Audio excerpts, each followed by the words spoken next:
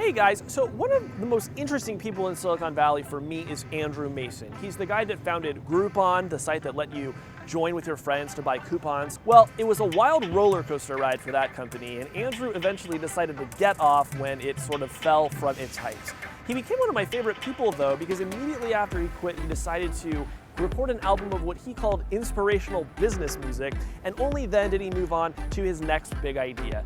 And that idea was Detour. It's a company that creates audio tours for you to experience in the real world. They use technology to figure out where you are in space and time, and they have super high production values. But today, Andrew's announcing something new for Detour. For the first time, he's bringing his audio tours indoors. So we're headed to the San Francisco Museum of Modern Art, which is just about to reopen after a huge renovation. And Andrew's going to show me what it looks like when you bring Detour inside of a museum.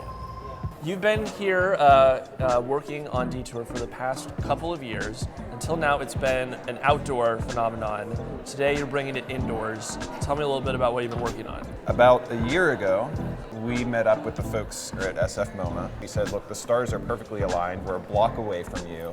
Like, let's work together and reinvent what the indoor audio tour experience is for a museum. And so this tour that we're about to take, no matter where we go, Detour will follow us and give us sort of the right information in the right place. Yeah, so we've built basically now a platform for third parties, and the SF MoMA is our first customer.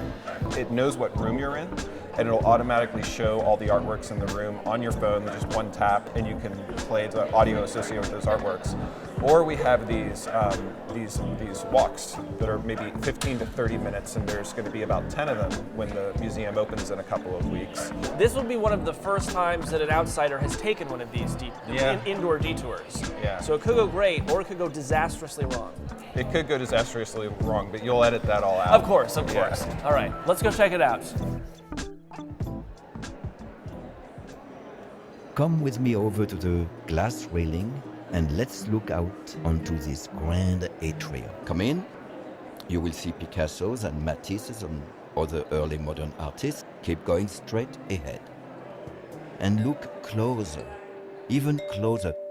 It's funny, it's like, one thing that I was thinking as we were talking about Detour is that like a defining facet of modern urban life is that we're all constantly always like walking around with earbuds in, like sort of having these private experiences, but that hadn't yet come to the museum until now. Yeah, so now exactly. we can finally ignore our friends together inside the museum. We're having a shared experience because we have sync. Just wait till Oculus gets in here and everybody's just walking around like this. Oculus Detour is going to be a sight to see. We see our role as cock-blocking Oculus so that like we create something that's I don't know if that's usable. The nickname of your company is Cock-Blockulus, is what I've actually heard. In this pensive self-portrait, Andy Warhol's easily recognizable face is linked to his equally identifiable painting style. When you find yourself having to make an important CEO decision, do you sort of find yourself sort of instinctively doing a Warhol? Well, I will now. Yeah. It's definitely an upgrade from the Jobs. Just staring straight at him. And now I'm going to pause because I'm seeing here, it says, did a murder mystery inspire this painting? And I'm hoping that it did. Will this actually answer that question? I guess. Okay. And he was responding, she told me, to a story that happened at the time, a murder of a woman that was a mystery. So a murder mystery did inspire that painting. And we're going to have to solve it before we leave the museum.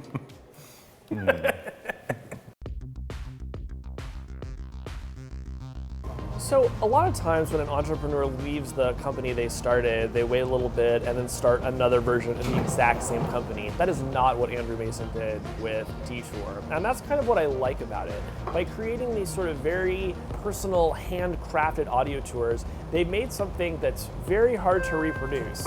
I still don't know how big a business there is in Detour, but walking around the galleries today with him, I was having a lot of fun. And with more people listening to podcasts every year, it seems like his platform that he's building may actually turn out to be, if not as big a business as Groupon, then something that lasts a lot longer.